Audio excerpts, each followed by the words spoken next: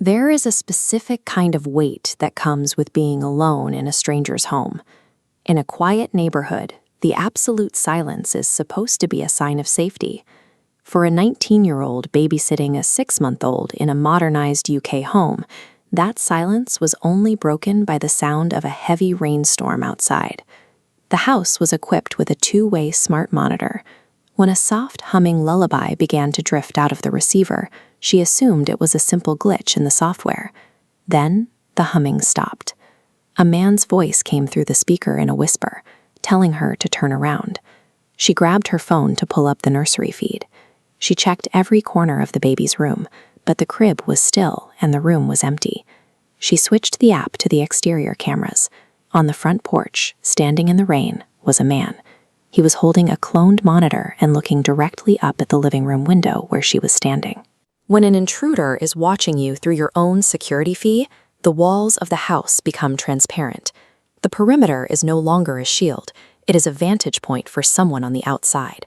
A locked door only provides comfort as long as you believe the danger is still on the other side of it. This was the case in a large New England home during the winter, where a 22-year-old was watching an 8-year-old boy. Walking toward the kitchen, she noticed the mudroom door unlatched, swinging slightly on its hinges.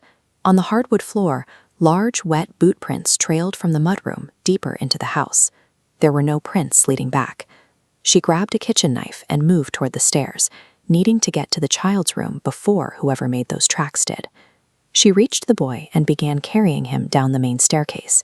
As they descended, the basement door, located directly underneath the stairs, slowly began to creak open. They made it out the front door and into the snow before the police arrived. Downstairs, officers found a small, hidden living space tucked behind the furnace, littered with recent trash.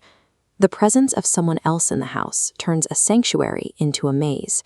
You are forced to share the same few rooms with a person whose exact location remains a terrifying unknown. The most invasive threats bypass every defense and wait until the victim is certain the job is over. A 20-year-old babysitter finished an overnight shift for a 5-year-old without a single incident. Eventually, she fell asleep on the couch in the guest room.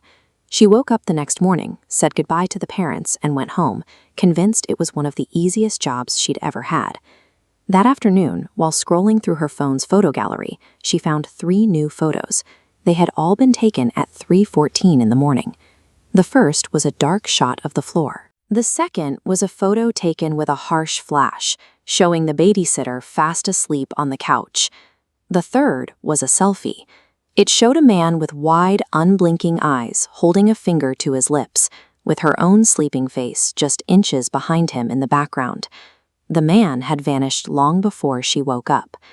Despite the photographic evidence, the police found no signs of forced entry and no clues as to who he was. Knowing someone stood that close while you were unconscious leaves a scar that no security system can reach. It is the proof that your most private moments were witnessed by someone who left without making a sound.